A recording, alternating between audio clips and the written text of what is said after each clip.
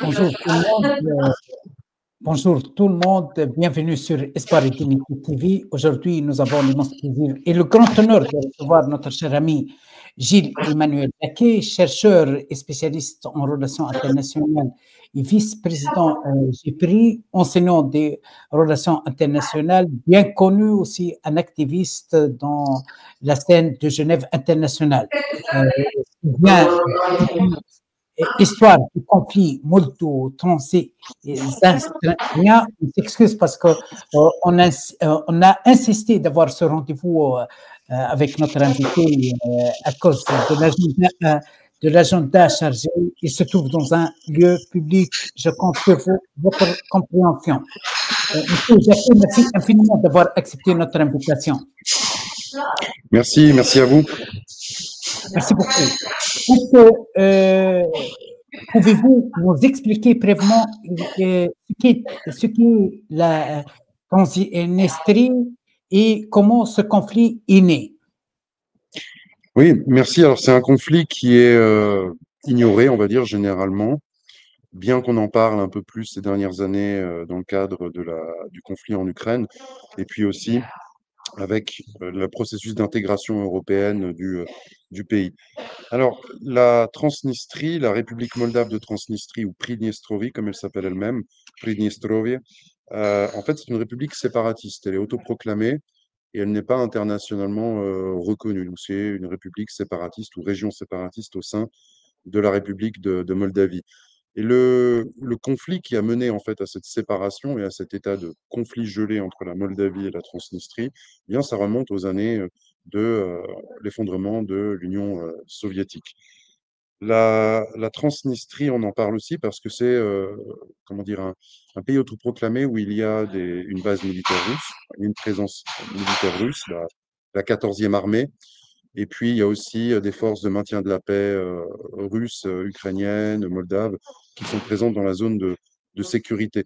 Mais peut-être pour comprendre un peu mieux ce conflit, si vous voulez, je peux revenir maintenant ou plus tard vraiment sur les origines du conflit pour comprendre aussi un peu qu'est-ce qui se passe en Moldavie, en Transnistrie et en quoi c'est lié.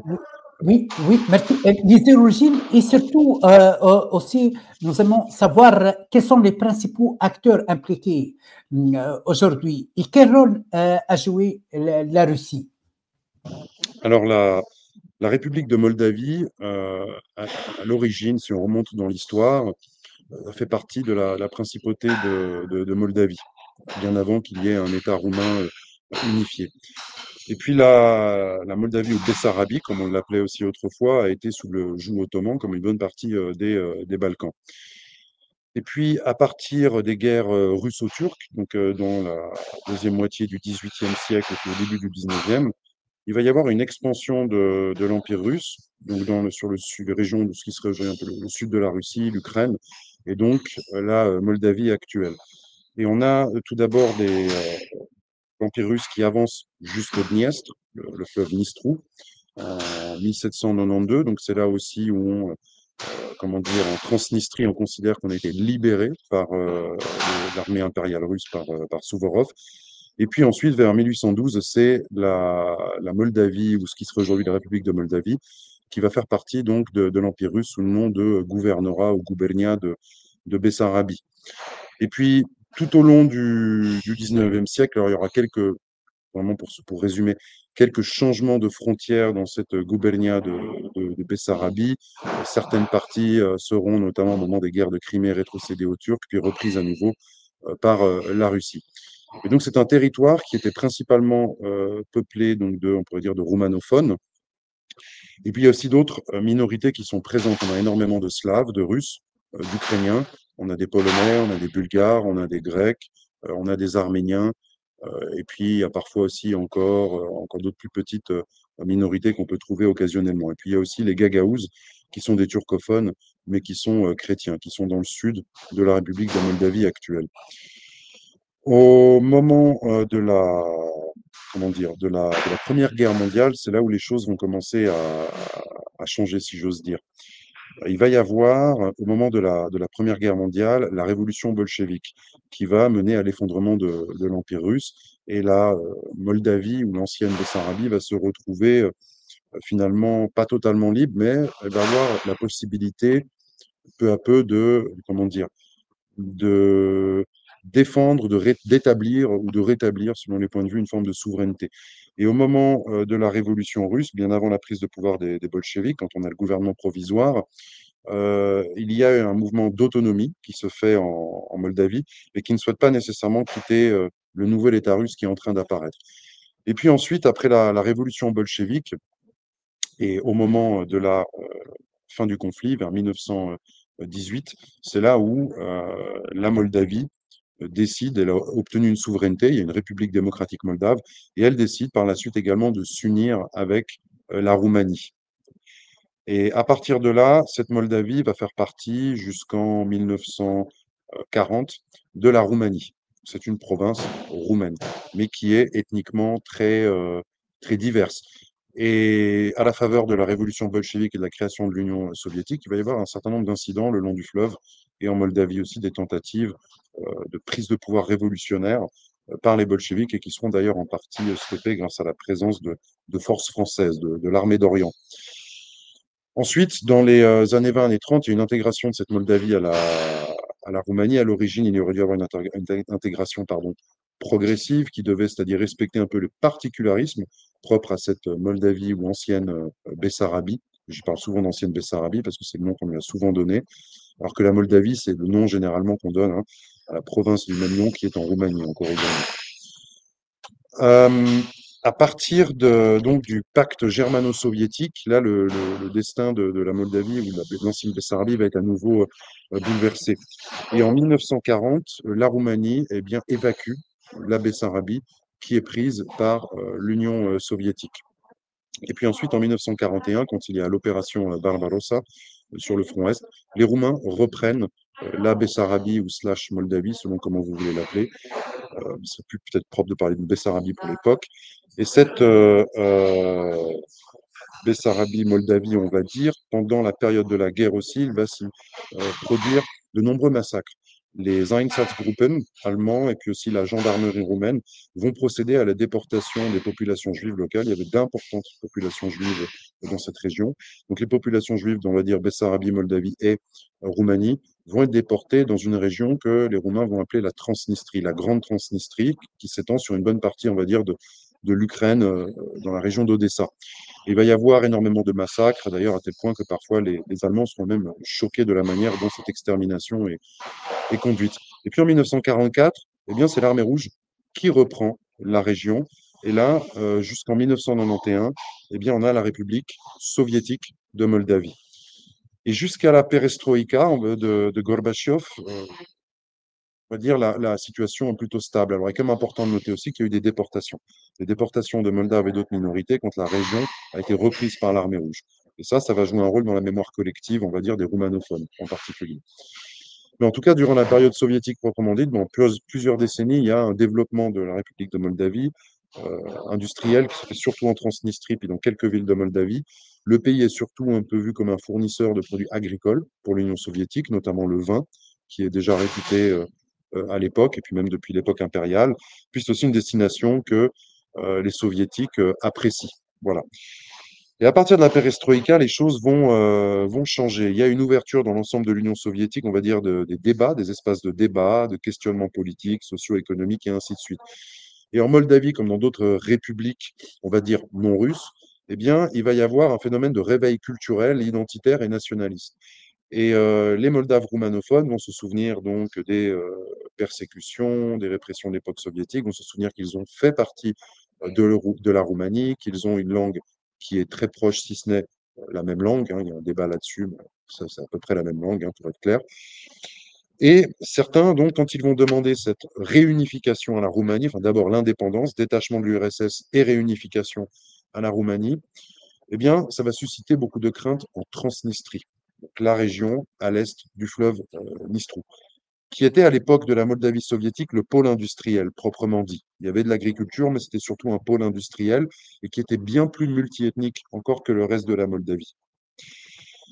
Et à partir de là, donc en Transnistrie, les gens vont commencer à s'inquiéter. Beaucoup, même parmi les non-russophones, certains considèrent qu'ils doivent rester dans le cadre de l'Union soviétique, puisque bien que l'Union soviétique soit dans une période de trouble, elle existe encore. Eux, ils veulent maintenir, on va dire, cette légalité. Et puis, on va avoir rapidement deux mémoires historiques collectives qui vont s'affronter. Les roumanophones de Moldavie veulent se réunifier, ou encore le traumatisme de l'occupation soviétique, des persécutions et ainsi de suite.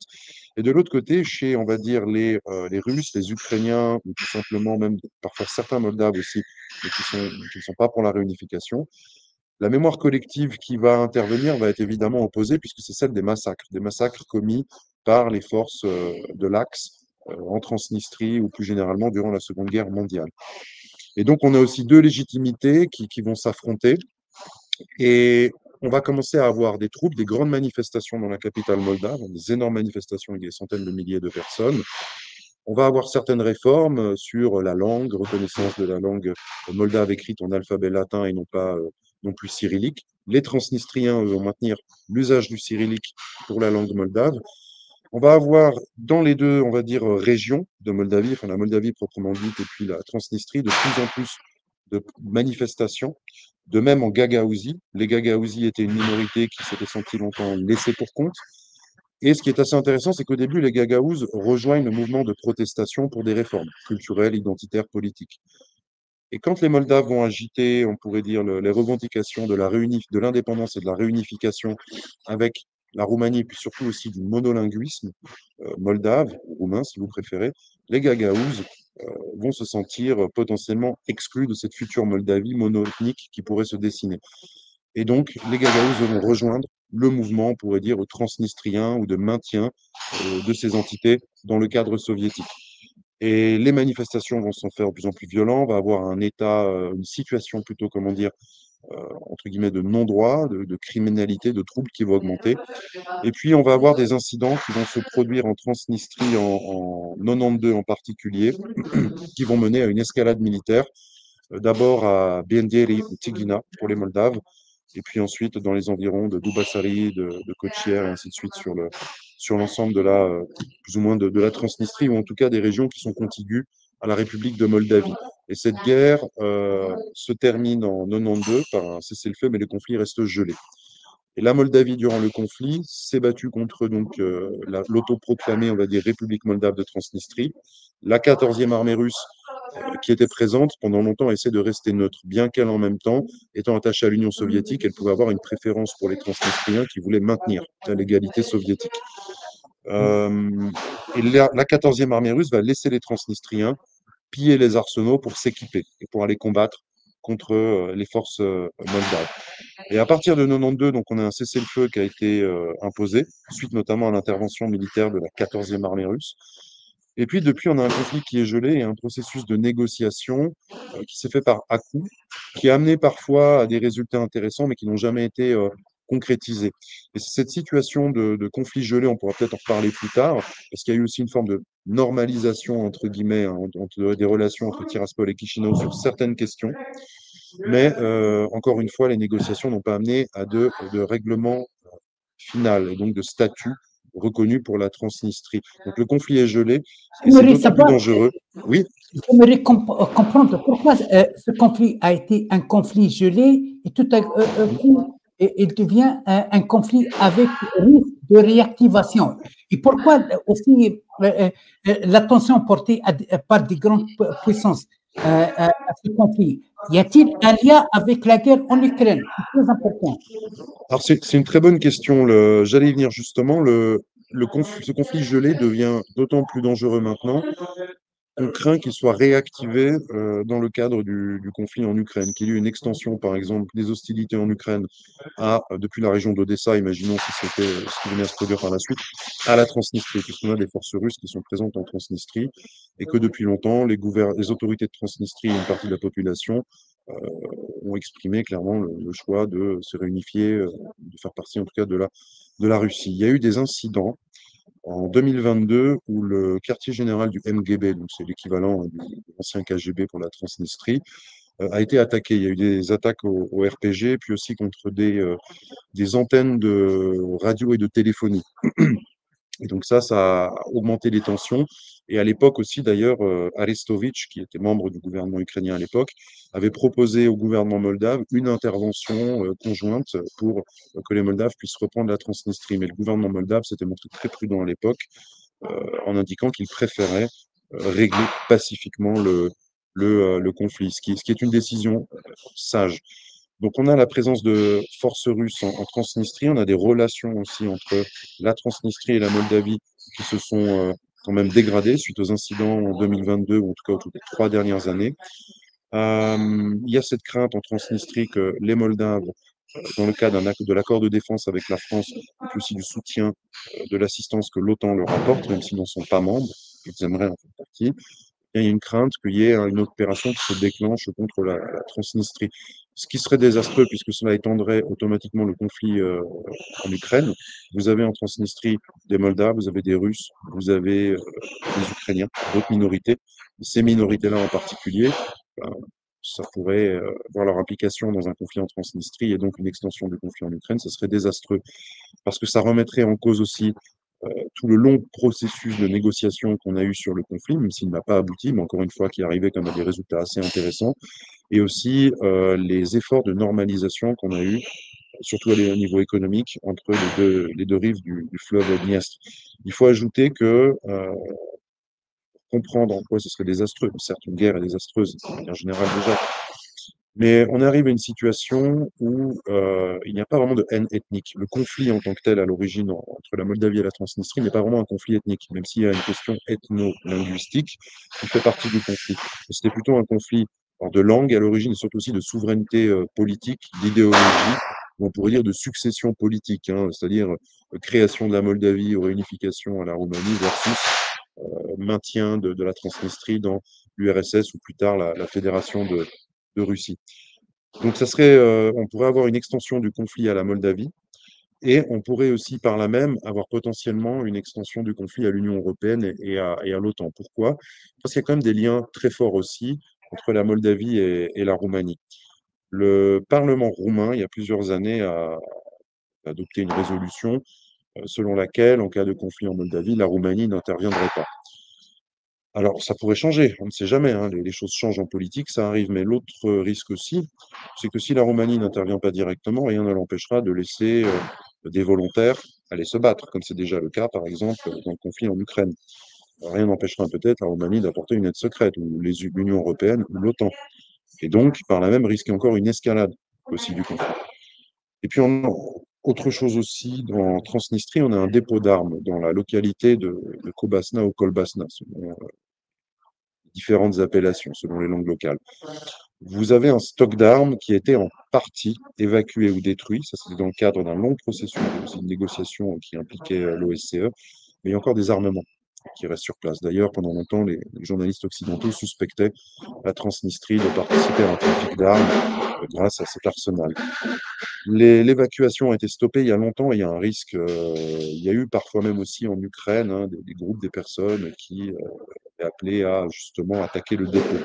Parce que ce dépôt, s'il venait à s'y produire un incident, et que Dieu nous en préserve, il y aurait une explosion qui serait un peu comparable à celle qu'on a eue dans le port de Beyrouth, voilà, qui pourrait causer des dommages considérables en Transnistrie et avoir des répercussions aussi sur la Moldavie. Donc ça, c'est un peu le risque qu'on a actuellement. Et pour le dire autrement aussi, tant que le problème transnistrien n'est pas réglé, qu'il n'y a pas un accord politique final et une normalisation des relations, eh bien, la Moldavie ne pourra pas pleinement rentrer dans l'Union européenne et non plus dans l'OTAN. Dans le cadre de l'UE, il y a une assistance qui est fournie depuis longtemps avec la politique de voisinage, avec l'extension aussi du marché étendu, comme on l'appelle, de l'Union européenne, laquelle fait partie la Moldavie et même la Transnistrie.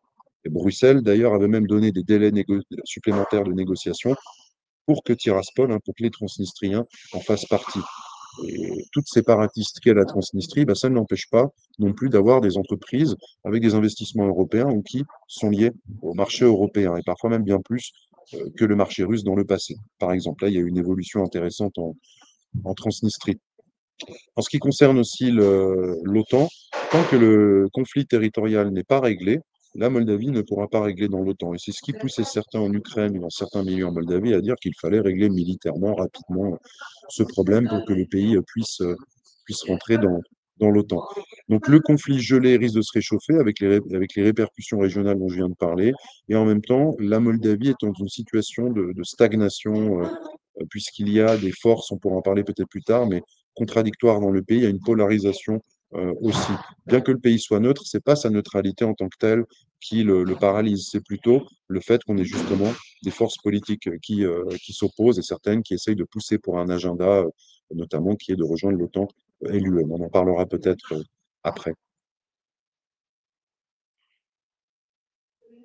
On accuse les Américains, on accuse aussi les Européens de l'implication indirecte et indirecte dans ce conflit, comme d'ailleurs dans la région balte, pour provoquer, pour intimider les Russes, pour créer un entourage instable qui égorge la Russie.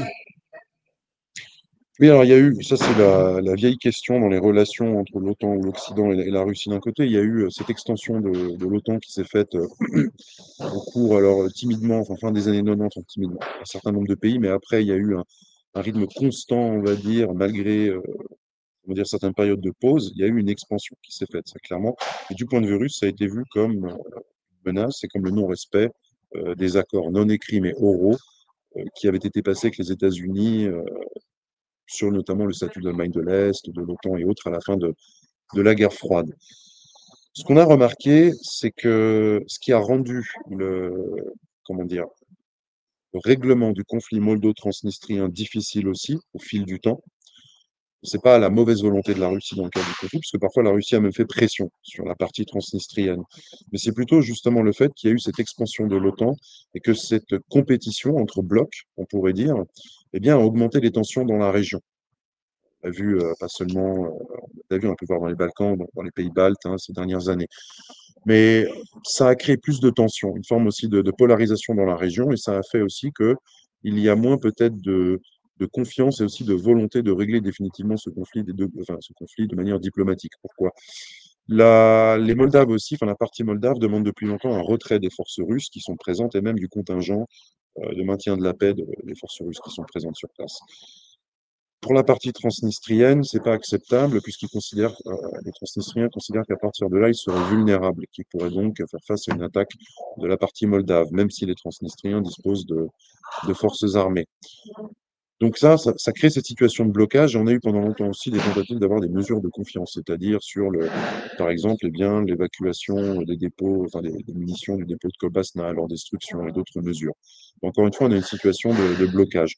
Et les pays occidentaux, là-dessus, peut-être la Russie aussi récemment, mais on l'a observé du côté des pays occidentaux, n'ont pas nécessairement fait tous les efforts nécessaires pour que les négociations reprennent. Les seules négociations qu'on a, elles sont techniques.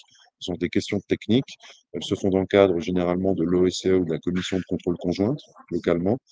Et puis, l'Union européenne aussi essaie de jouer un rôle. Ça a été surtout, notamment, dans le passé, un rôle économique, d'assistance financière et autres. Mais maintenant, avec l'orientation atlantiste assumée aussi comment dire, des leadership, on pourrait dire, européen de Ursula von der Leyen, de la Commission européenne, des options qui ont été prises par l'Union européenne et par un certain nombre de pays de l'Union européenne comme la France par rapport au conflit en Ukraine, et puis on a un risque d'escalade qui est sérieux en Moldavie.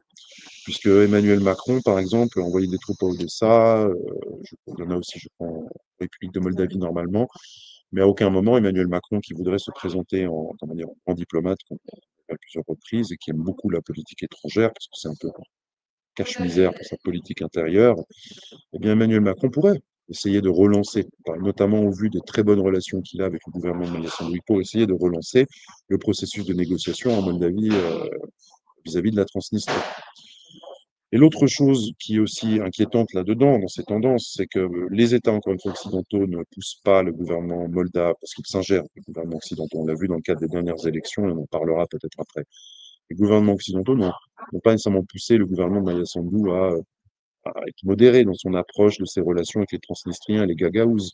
On a eu récemment, en septembre, on a eu la condamnation de la Bashkan de Gagaouzie, Evgenia Gutsul, qui maintenait certes des relations avec la Russie, relations qui avaient été interdites par les autorités moldaves, mais qui est une personne qui avait un statut politique important pour la Gagaouzie, c'était la gouverneure de cette entité autonome. Donc ça fait aussi qu'il y a maintenant une polarisation des relations entre Chisinau et Comrat et Tiraspol. Et les pays occidentaux, je ne les vois pas essayer de calmer ces tensions en essayant par exemple de relancer le processus de négociation sur la Transnistrie. On pourrait dire que le contexte n'est pas favorable. Moi, je pourrais dire au contraire que si le contexte n'est pas favorable, il pousse à ce qu'on doive régler ce conflit. Autrement, il y aura un risque d'extension du conflit ukrainien à la Moldavie ou un conflit qui éclatera en Moldavie et qui, j'ose dire, se liera lui-même, sera lié au conflit en Ukraine. Donc c'est plutôt de la part des pays occidentaux, c'est un peu dangereux, c'est un peu une politique d'apprenti sorcier.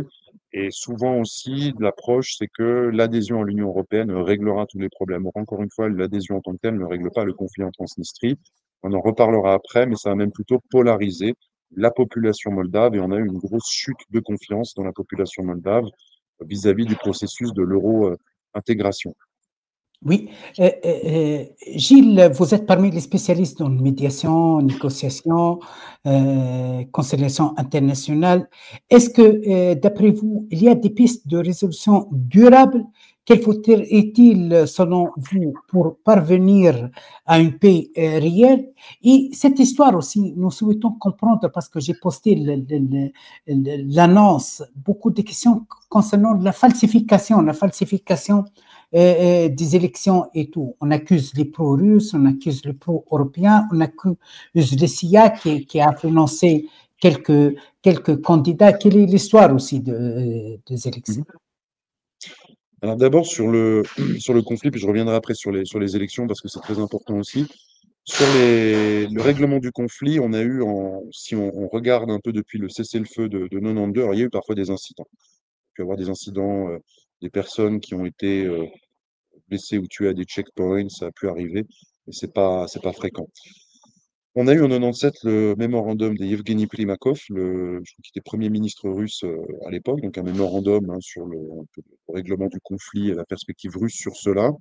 Ensuite, on a eu en 99, en 99, la déclaration d'Istanbul, qui appelait notamment à un retrait de forces, une réduction, un retrait de certaines forces conventionnelles en Europe, et puis un règlement des conflits qu'on avait sur l'ensemble de l'Europe, en tout cas dans la région de l'Est, Balkan et on va dire l'ex-Union soviétique.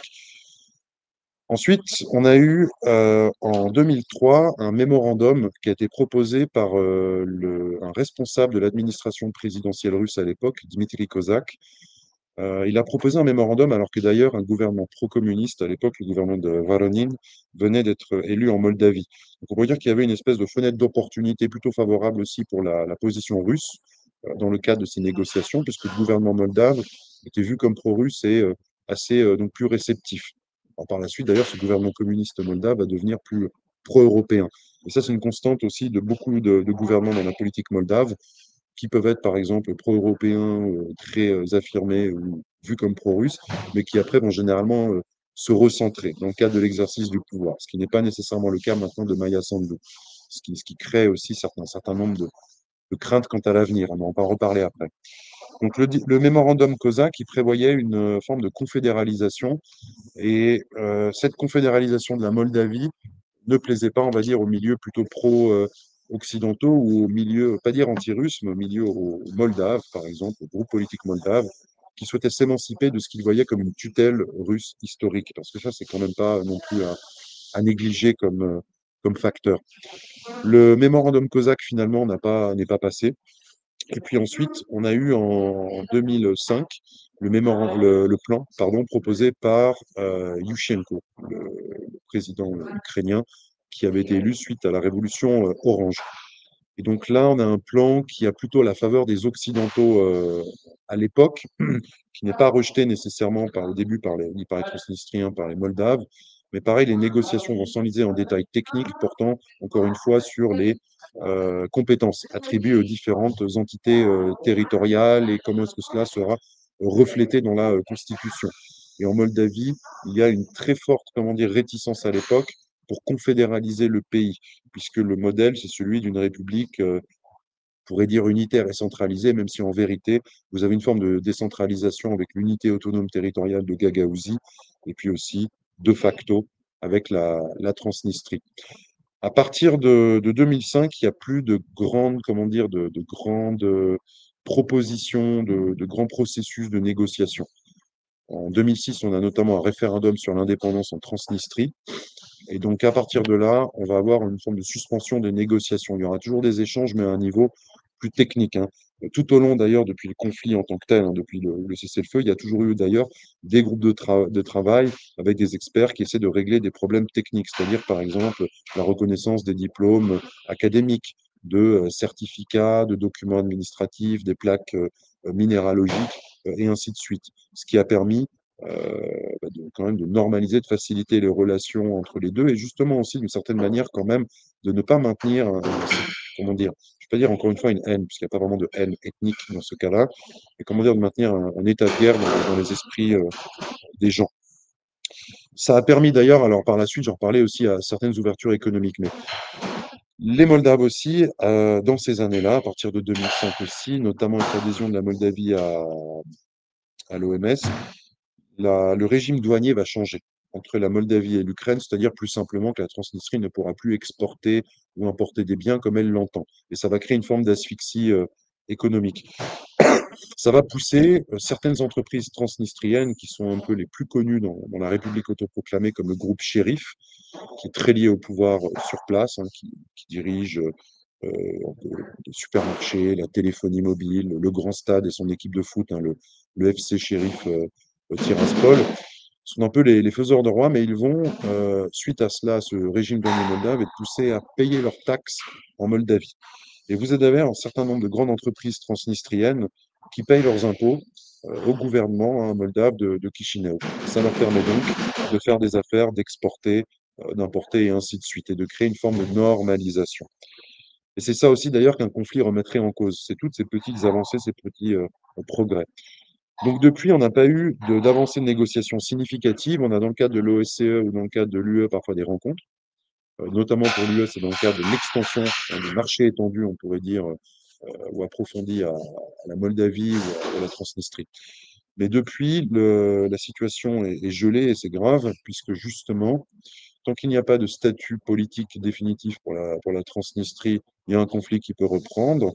Il y a un risque, encore une fois, que ce conflit se lie avec ce qui se passe en Ukraine, puisque d'ailleurs, il n'est pas inutile de le rappeler, les régions contiguës en Ukraine, la région d'Odessa, vous avez énormément de Moldaves qui y vivent, et notamment aussi dans la région d'Izmaïl. Ce sont des régions qui ont été données à l'Ukraine après la Seconde Guerre mondiale, la région d'Izmaïl en tout cas. Vous avez beaucoup de minorités russes dans la région d'Odessa. Vous avez quelques Gagaouzes. Et il y a eu en 2015 d'ailleurs, 2015, ça n'est jamais passé dans la presse occidentale, des vagues d'arrestations massives de représentants de ces minorités qui demandaient justement aussi à ce que les lois ukrainiennes respectent leurs droits linguistiques. Et comme on le sait, en Ukraine, ce n'est pas le cas. Donc il y a eu des arrestations massives. Et donc dans cette région d'Odessa, le mouvement s'appelait Rada populaire de Bessarabie. C'est un lien vraiment clair avec ce qui se passe en Moldavie ou en Transnistrie. Donc on a une région qui est, comment dire, potentiellement à risque, où le conflit pourrait reprendre. Et ça, encore une fois, ça devrait pousser normalement les dirigeants russes, d'ailleurs aussi, hein, mais aussi ukrainiens, moldaves, roumains, européens, et aussi américains. Les Américains sont aussi impliqués d'une manière ou d'une autre dans le règlement du conflit, ils font partie des États garants. Eh bien, il faudrait que les négociations se relancent. Alors, pour répondre aussi à votre deuxième question, ce qui est lié aussi, c'est la question, on pourrait dire, électorale en Moldavie. On a un processus de polarisation qui s'est fait au cours des dernières années, notamment plus particulièrement sous le gouvernement de Maia Sandu. Vous avez eu des élections récemment, et puis l'année dernière aussi, et ces élections ont polarisé le pays, et on a vu que l'opposition à Maia Sandu, qui était vue comme pro-russe, ou qui est pour certains d'ailleurs pro-russe, pour certaines de ses personnalités, eh bien, il y a eu des vagues d'arrestations. Il y a eu des accusations d'ingérence russe, et on a vu un scénario assez similaire à ce qu'on a pu voir en Roumanie, par exemple, ce qu'on peut voir dans d'autres pays où l'Union européenne, soit, on va dire, exprime ses préférences ou intervient carrément. Et dans le cadre de la République de Moldavie, On l'a vu récemment avec les visites de chefs d'État européens, de membres de l'Union, enfin de représentants de l'Union européenne, d'Emmanuel Macron et autres, qui ont clairement indiqué leur choix. Alors on pourrait discuter, est-ce que c'est une ingérence, puisque le gouvernement moldave a indiqué qu'il voulait rentrer dans l'Union européenne et potentiellement à l'avenir un jour dans l'OTAN. Mais on pourrait dire que c'est déjà une forme d'ingérence, certes. C'est aussi une ingérence, si on considère alors l'ingérence russe dont parlent les Occidentaux, oui, il y a une forme d'ingérence russe. Mais vouloir criminaliser une ingérence russe et vouloir accepter une forme d'ingérence occidentale, c'est un peu particulier, c'est un peu, comme on dirait, des doubles standards. Alors maintenant, pour revenir à ces élections, plus précisément, et puis un peu au paysage électoral moldave et à ce qui s'y passe, je vais venir sur une enquête sociologique. Il y a une enquête sociologique qui a été menée il y a quelques années sur la période de 2020 à 2023 par un groupe de chercheurs moldaves, le Intellect Group. Et cette enquête, qui a été menée par, notamment par Jan Lisniewski, elle, comment dire, elle dresse un portrait, une photo assez intéressante euh, des opinions, de l'état de l'opinion en Moldavie. Alors l'enquête aussi montre que le pays est très diversifié au niveau ethnique, qu'il y a un multilinguisme, hein, et ainsi de suite. Voilà. Ce qui est assez intéressant, ça nous montre qu'il y a comment dire, une diversité d'opinions qui n'est pas prise en compte, notamment dans les médias occidentaux. Et cette enquête sociologique, elle n'a jamais été citée dans la presse occidentale ou par les experts occidentaux ou français qu'on entend parler, sur la Moldavie ou sur la Transnistrie, par exemple. Je vais revenir dessus, j'ai quelques chiffres parce que c'est assez éclairant. Déjà, parce que la question, c'est celle de l'Union européenne aussi, hein, ce qui est en filigrane en Moldavie. Si on regarde les résultats que cette enquête a fournis sur un vaste échantillon, j'ai plus l'échantillon précis, mais c'était un vaste échantillon de population moldave, et encore une fois, c'était une enquête qui a été menée sur plusieurs années. En 2020, le soutien au processus d'intégration à l'Union européenne en Moldavie, eh bien, comment dire, ce processus était soutenu par 62,4% de la population. 3 ans plus tard, en 2023, on est à 51,4% de la population. Ce qui est assez intéressant puisque ça reflète les derniers scores électoraux qu'on avait dans ces dernières élections en Moldavie, où à chaque fois, il y a une très courte victoire, très courte majorité, on va dire, du camp pro-occidental ou pro-euro-intégration. Et de manière générale, en Moldavie, au cours des dernières années, ce déclin dans la confiance ou dans le soutien envers le processus d'euro-intégration, ça a coïncidé aussi avec un déclin de la confiance de la population dans les médias, au point que seulement 10% à un moment des Moldaves ne faisaient confiance dans leurs médias, pardon.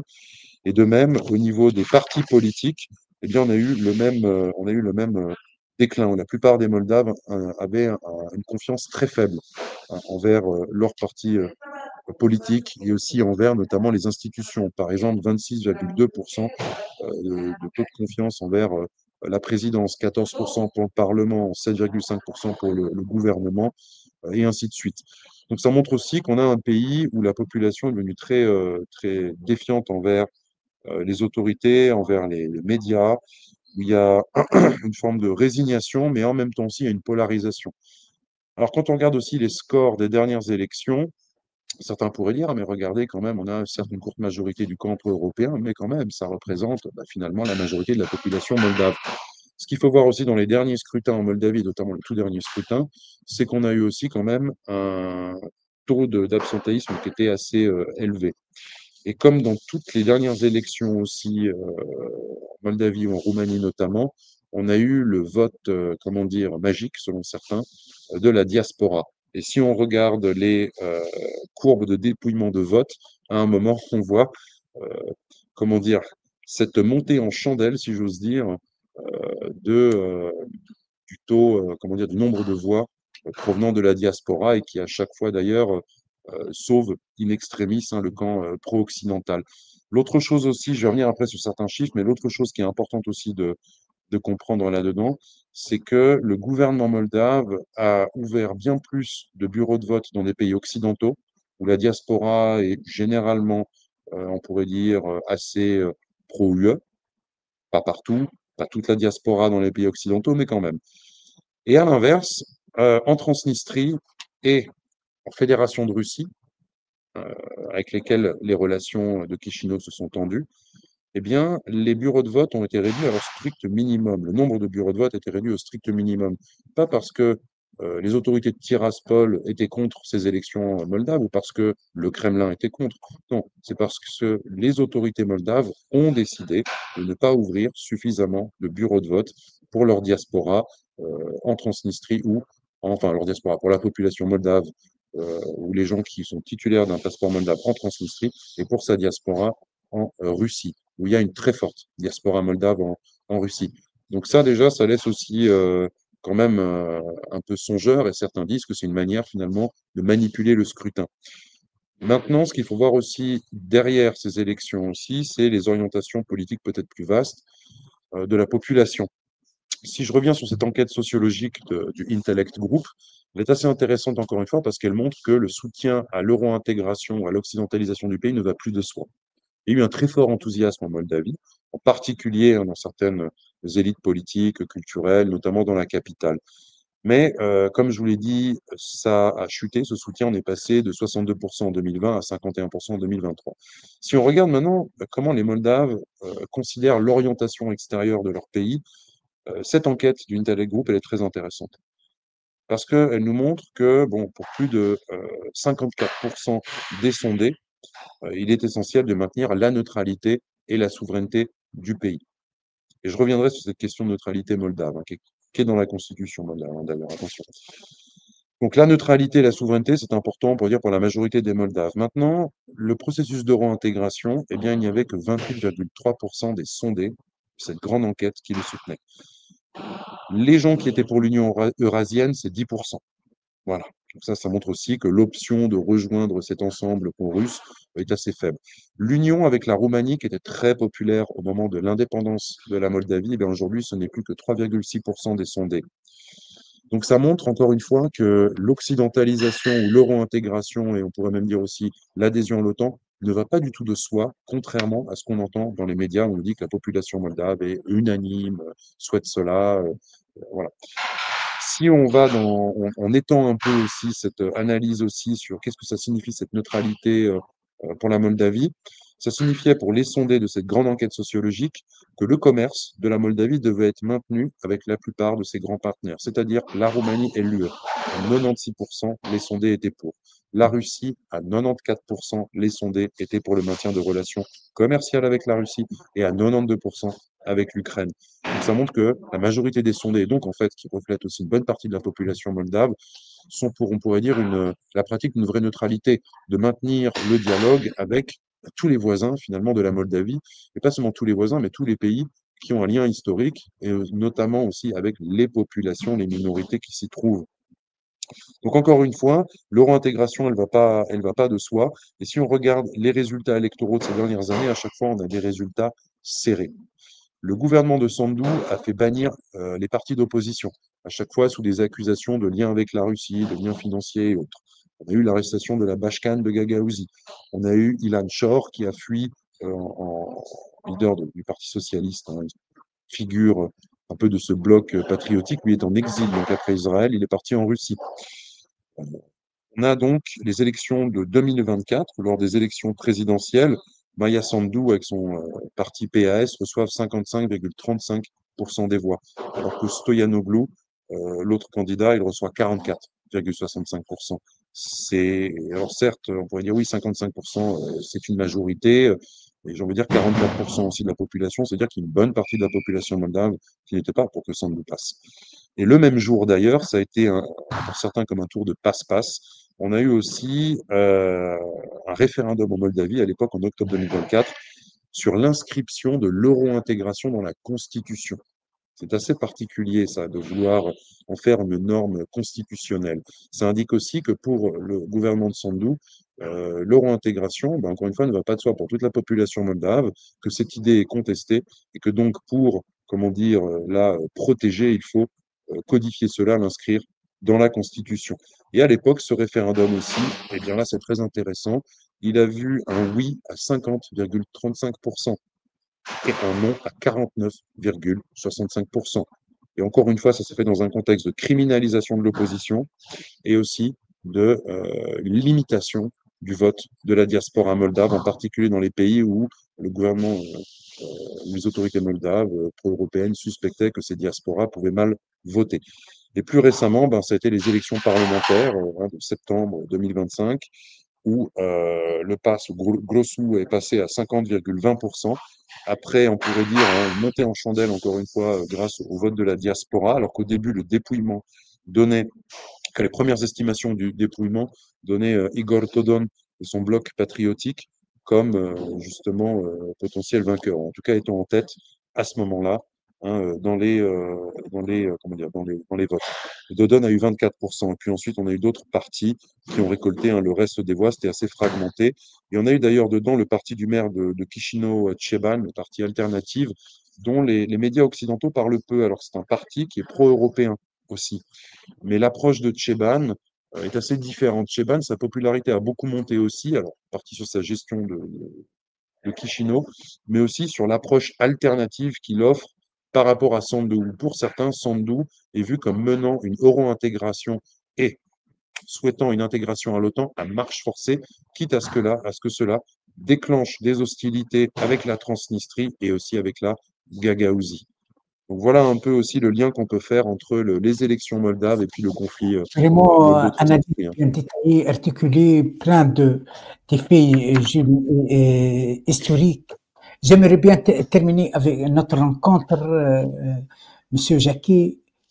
En tant que chercheur de paix, en tant que chercheur des relations internationales, est-ce que vous êtes optimiste ou pessimiste pour l'avenir de cette région? Malheureusement, je suis plutôt pessimiste. Pourquoi? Parce qu'il n'y a pas de processus de négociation à un haut niveau qui est relancé. Même si le contexte ne s'y prête pas, encore une fois, le contexte tel qu'il est, au contraire, devrait pousser à négocier. Ça va être difficile de négocier dans un tel contexte, mais si on ne le fait pas, eh bien, ce conflit qui est gelé va, si j'ose dire, se réchauffer. Soit à partir directement de la Transnistrie, avec un incident en lien avec la Moldavie, soit par une extension du conflit à partir de la région d'Odessa si les forces russes y rentrent. Donc je suis plutôt pessimiste aussi parce que, comment dire, le processus d'euro-intégration en Moldavie, il a un coût social et économique. Énormément de Moldaves quittent leur pays. Vous avez des villages où il n'y a que des personnes âgées et des enfants. Ça ne peut pas être un avenir pour un pays. Alors qu'en Moldavie, vous avez des gens qui sont très bien formés. Vous avez des cerveaux. Ça, c'est un héritage d'ailleurs du système universitaire soviétique. Des gens qui travaillent dur, qui sont très bien formés. Vous avez des gens qui sont multilingues. Un pays qui a quand même des richesses agricoles, qui aussi a des beaux paysages. Donc il y a beaucoup d'atouts. Mais il y a parfois aussi l'idée peut-être parmi certaines élites moldaves que le salut du pays passe par l'Occident, puisque le pays en tant que tel a été soviétisé, russifié, et en tant que tel, il n'aurait plus de valeur intrinsèque, ou si ce n'est qu'à travers, encore une fois, une réunion avec la Roumanie ou à travers une européanisation.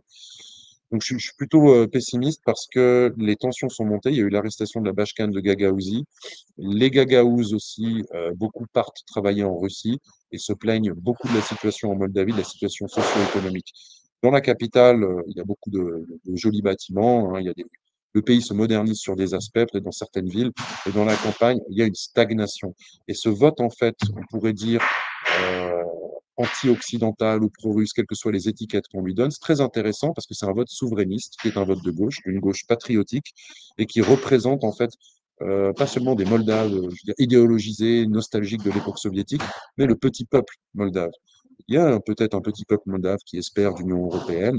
Certains ont été dans l'Union européenne, ils y ont peut-être trouvé un confort, mais ils ont peut-être aussi vu que ce n'était pas tant l'Eldorado qu'ils espéraient.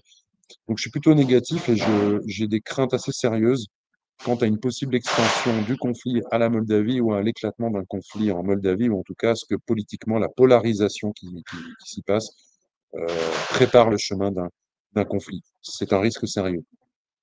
Merci infiniment, Gilles-Emmanuel Jacquet, pour cet éclairage passionnant. Pour celles et ceux qui souhaitent approfondir, je vous recommande vivement son ouvrage « Histoire du conflit moldo-transnistrien ». C'est difficile, une lecture essentielle pour comprendre cette région oubliée des grands médias. À très bientôt sur Espoir Identité TV, Voix libre, l'émission qui donne la parole à ceux et ceux qui pensent le monde autrement. Merci beaucoup, Monsieur Jacquet, et à bientôt. Merci beaucoup, Abdel Jalil. Merci.